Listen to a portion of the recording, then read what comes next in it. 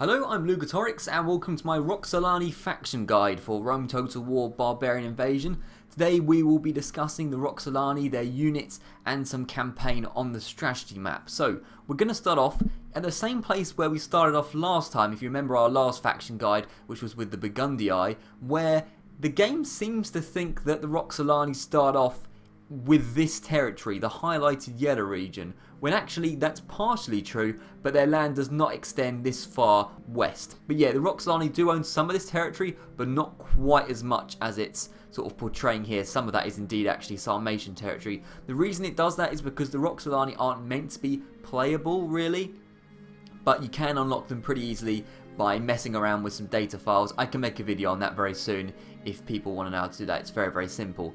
So the Roxolani can indeed be played, but the game doesn't really know how to cope with it necessarily. That's why you haven't got a description. That's why it's showing the map as a little bit wrong. Anyway, to complete the campaign, you have to hold only 10 settlements, including some of them which I can't pronounce. Pannonia, basically Illyria, and Colchis. So a few settlements you have to get, but only 10 regions, which by Rome Total War standards really isn't a lot to complete the campaign. So that's pretty cool, I guess. I actually quite like the Roxolani because they're quite a cavalry based faction. If we look at their description, it says superb cavalry and horse archers, good infantry support. So yeah, this is definitely one of the more interesting factions for me personally, because I quite like using cavalry. They're in a cool position, I say a cool position, it's sort of an interesting position, not necessarily ideal though. We've got hordes to the west, and we've got the Sarmatians over here, we've got the Sassanids to the south, and we've got the Eastern Roman Empire lingering around as well. Anyway, enough rambling, let's get on to actually discussing the Roxolani units, and I'll see you in a second.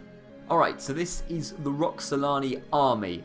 And as you can see, there's a lot of geezers that are on horses. They've got multiple legs as opposed to just two. So that's pretty cool, I guess. And yeah, as I say, if you really like cavalry, then this is the kind of direction you want to be going in. And we're going to start off actually with something a little bit different. Normally I start off with the peasants and I tell you how terrible they are. Well, these guys aren't amazing, but actually this is the game describes them as the lowest of the low. Well, by Roxolani standards, maybe these are the men that peasants look down upon, but looking at the stats, 6 attack, 12 defense, really honestly not too terrible considering what peasants are, which are basically like 2 attack, 4 defense or something like that. So nothing hugely amazing. There's 120 of them. They haven't got amazing morale or anything, but they're not as bad as usual peasants. They've got, you know, a bit of a shield to them. They're not just really farmers that are out there to, you know, collect crops or whatever. These guys aren't actually too bad. So you know what? The game's a little bit harsh on these guys. I think they're all right. Then we're going to move on to Steppe Horde Chosen Warriors. So this is a Horde unit. You know that because the little sort of like wheel, I think there's a wheel symbol by them. But anyway, yeah, these are pretty damn cool. 11 attack, 22 defense, charge bonus of 5, good morale, good stamina, well armored. I mean, you know, need I say more? To be honest, that's a pretty damn solid unit. The attack isn't amazing. I've definitely seen units with much better attack, but to be honest, for a faction that is very, very cavalry paced, to have infantry like this to rely upon every now and then, I think that's pretty handy, to be honest. Now, you can actually horde as the Roxolani. Obviously this is a horde faction, but in my experience you're more likely to face these kind of units because I tend to fight horde factions rather than be a horde myself. But hey, you never know, you might get these geezers for yourself. You're more likely to be facing these guys, so just, you know, be wary of the fact that they have actually got pretty good defense and they've got good morale. They're going to stand up for a while and fight pretty much to the bitter end. Then we move on to Bosphorus infantry, capable of acting as spearmen or going toe-to-toe with other infantry. Again, this is quite a defensive unit. 9 attack isn't anything particularly special, but again, 22 defense is very, very solid indeed. Again, coupled with good morale, well armored, good stamina, they're going to fight for long without getting tired, or their morale isn't going to sort of be massively debuffed or anything like that. Quite a good unit at sort of like holding the line. This is probably the standard unit you're going to be using to hold the line as the Roxolani, you know, once you get a sort of decent army going. And although you do want to be mostly cavalry based, you are going to need some infantry sometimes, because you're going to need infantry to potentially hold rams, climb up walls, because there are more walls and, you know, big sort of defenses in this game as opposed to the sort of vanilla version. So to have some infantry that's pretty solid, nothing amazing on the old attack, but you've got the cavalry to do the attacking.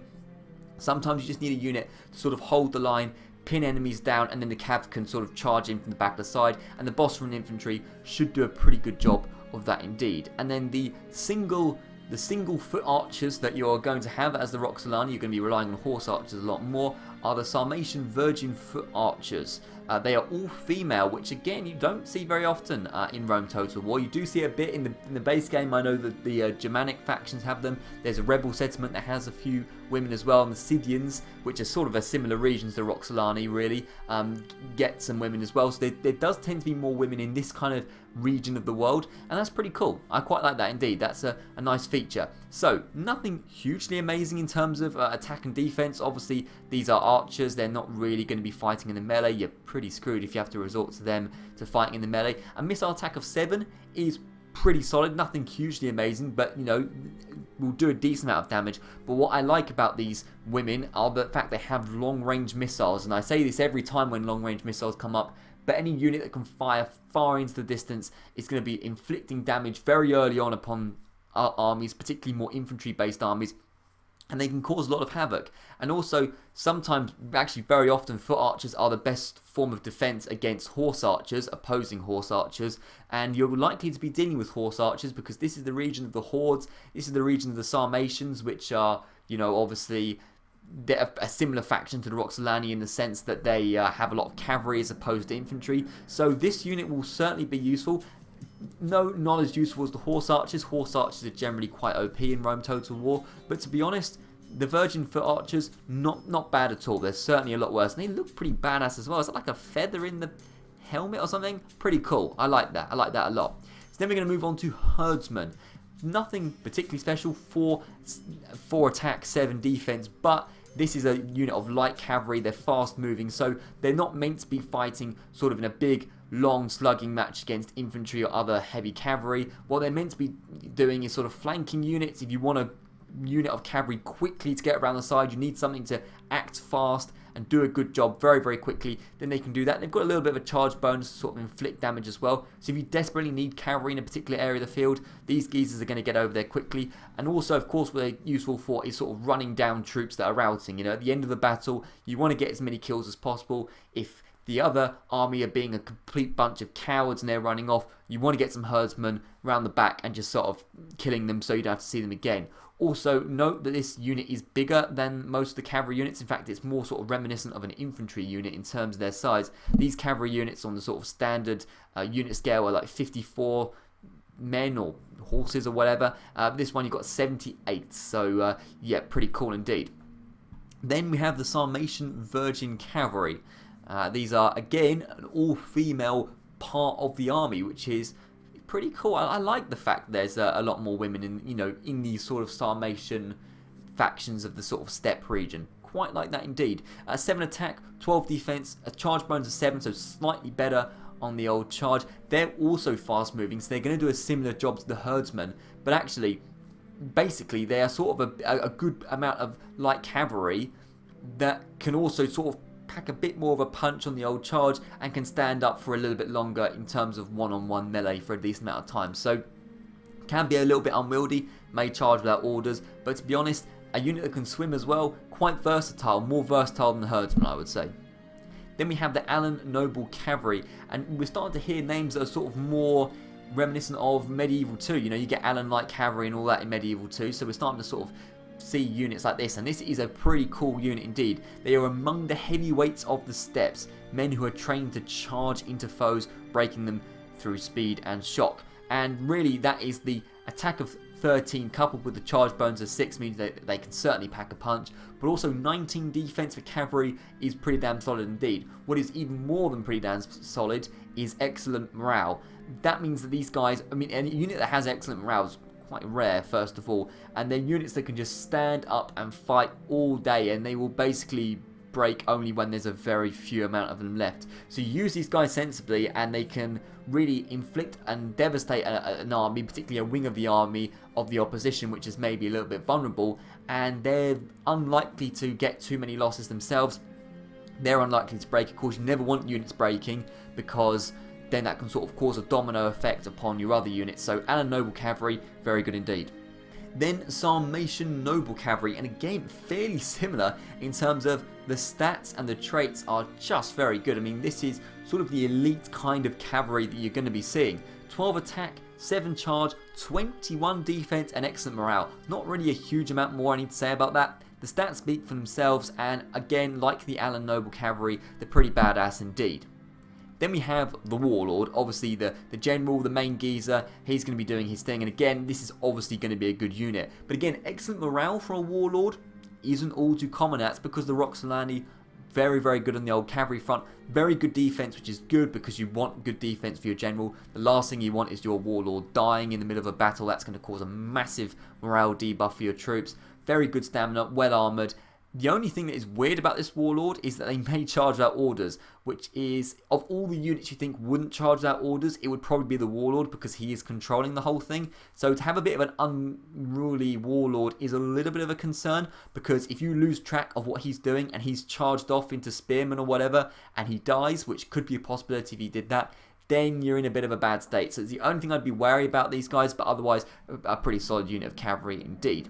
And now we're getting on to the Horse Archers, my favourite. I love Horse Archers. The Scythians are my favourite faction in the base game of Rome Total War because they can basically just spam Horse Archers. And even the Horse Archers that aren't particularly amazing can be very, very overpowered. So, Sarmatian Virgin Horse Archers. Again, women. I don't know why the women are referred to as virgins. Let's not worry about that. I don't think it means virgins as in, you know. I think it means, you know what I mean. Like virgin land. You get what I mean. Okay. Right, 5 attack, 9 defense, that's on the old melee front. Horse Archers aren't particularly amazing in the melee in general. You know, the basic sort of main Horse Archers aren't meant to be doing that, but they're likely going to be on skirmish mode unless you're controlling them en masse, which is something I would recommend as well, possibly, in which case you can just pull them back, because the good thing is, of course, they're very fast moving, they've got very good stamina, so they can just run all day, they can outrun tire units, and that's the great thing about Horse Archers. They can completely tire units. You will get 1 or 2 units that will become obsessed with your Horse Archers, chase them all across the field, you can then fire arrows at them or whatever, and then they're going to get down to low morale very, very quickly, and then you can just charge into them and they break straight away. So Virgin Horse Archers, although the stats aren't amazing, they will certainly do a good job out in the field, which is what you want to see. Then we have another Horde unit, the Steppe Horde Horsemen. A little bit of alliteration there, but I quite like it indeed. This unit can swim, which I think is always quite cool for Barbarian Invasion, that you've got units that can swim. Makes you... I mean, I still would never recommend attacking someone on a bridge unless you really have to, but it makes attacking on bridges a little bit easier at least, because you have a few access points to the army rather than just sort of funneling through one entrance, which can be very, very clogged. But otherwise, similar stats to the previous units. There's not a huge amount to talk about. Again, pretty solid indeed, but you're more likely to be facing these guys, I'd say, than actually hoarding yourself, but hey, who knows. Alan Horse Archers are up next. On the wide open steppes, Horse Archers are kings. Yeah, that is something I do agree with indeed. And this unit is similar to the previous 2 units. The difference really is they're more competent in the melee, which is good in the sense that although they're not going to be relied upon the melee, really, you've got plenty of other good cavalry to be doing that. If they do somehow get stuck and they need to fight, or there's like, yeah, you're losing a battle and you need someone desperately, they can certainly do that, and they won't just be obliterated straight away, because that 14 defense does protect them. In my experience with Horse Archers, I've found that if you do leave them on skirmish mode, what they'll tend to do is they tend to get sort of pushed towards the corner of the map, and once they get cornered, the AI isn't very good at controlling them and getting them out of a sticky situation, and then they likely will just charge into the enemy in a desperate attempt to escape, and that's when they die. So that could happen if you leave them on skirmish mode. That's why having a little bit of defense is good, just in case the AI is completely stupid, which is very likely in this game. And then finally, Sarmatian Armoured Archers. Again, very similar, but just better defense, because they've got the armour. So really not a huge amount to say about these guys more, other than the fact that they are even more competent defensively. So the stuff that I was just talking about is even less likely to happen. So these are the Roxolani units. I think it's a really cool army. I like the Roxolani indeed. I love the cavalry-based factions. I like the sort of steppe hordemen and all that. Pretty cool stuff in my opinion. But now we're going to move on to some campaign strategy. So I'll see you in a few minutes on the campaign map. Alright, so here we are. This is where the Roxolani start. And as you can see, the area which we own is significantly less than what the game portrays. The game portrays we own territory all across here and all across what is like Chersonesos or Crimea or whatever and all along. Not the case. We own one settlement, Campus Roxolani, very, very isolated, really in the middle of absolutely flipping nowhere. And that's the difficulty really with this campaign, or any campaign in any Total War game that starts on this region, is that the beginning of the campaign can be quite slow. There isn't a huge amount of settlements to say, okay, we're going to blitz, bang, bang, bang, bang, bang, we've taken 5 settlements in 10 turns and we're looking good already. That isn't really the case with the Roxolani, because the settlements are so sort of sparse and all of that. And also, this area isn't particularly profitable economically or anything like that. But we'll discuss that in a minute. So let's have a look at the notifications. Actually, first of all, what I'm going to do is I'm going to turn off the Fog of War. I say this every faction guide, but I'm going to say it again. I'm not cheating. I don't play with the Fog of War off. It's just for sort of demonstration purposes, so I can show you what's around. It makes things a little bit easier. So there we go. And now the Fog of War is off rather.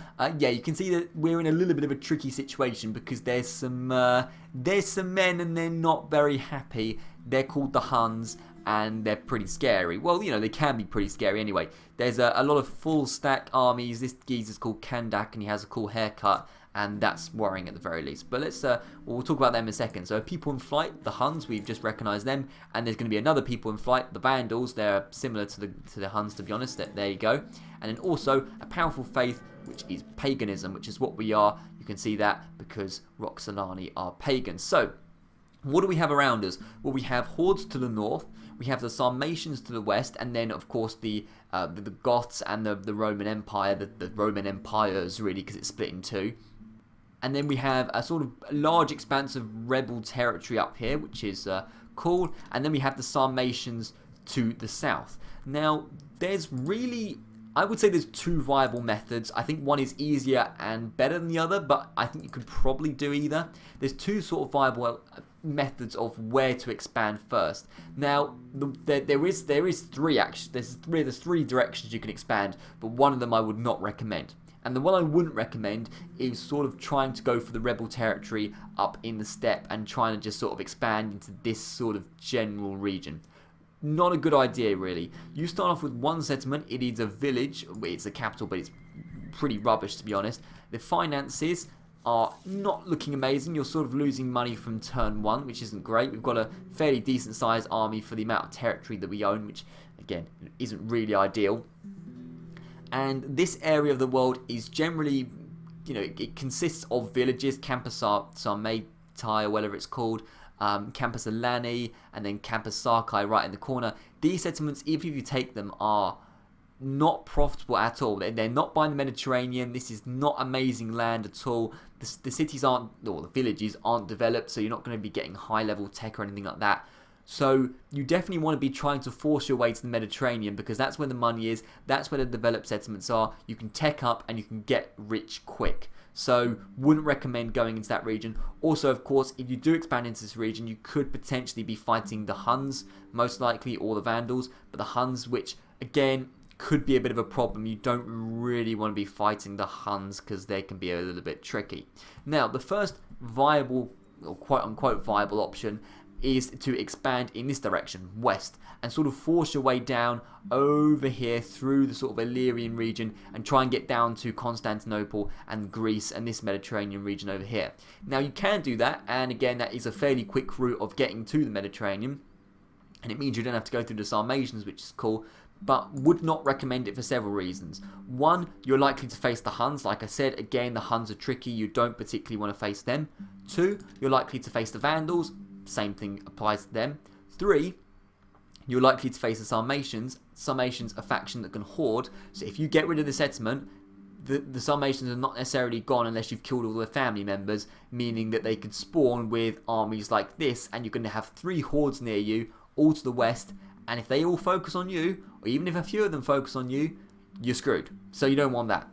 Then you also have to fight your way through the Goths, and then eventually get to the Eastern Roman Empire, at which point, if you've even survived that, you're going to be in a not as particularly amazing state. So there probably are people that have gone down that route, but personally it's not what I would do. Instead, I would focus in the other direction, east, and I'm getting my east and west right this time, or really more southeast.